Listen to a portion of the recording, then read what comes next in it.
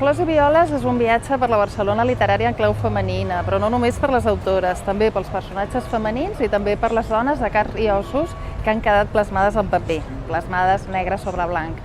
Vol ser un viatge cap enrere per poder caminar millor cap al futur.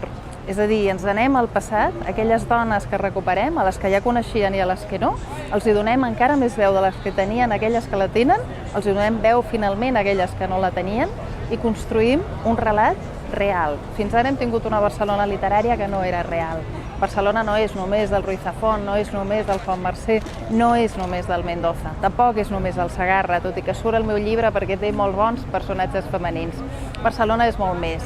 I tampoc és només la Barcelona de la Rodoreda, ni de la Capmany, ni de la Roig. Hi ha moltíssimes més dones que han parlat de Barcelona, des de la memòria, des de la novel·la negra. És un llibre, jo crec que necessari. És un llibre que ens faltava i és un llibre del qual no se'n pot sortir. A partir d'ara ja no es podrà escriure una Barcelona literària que no sigui també de les dones.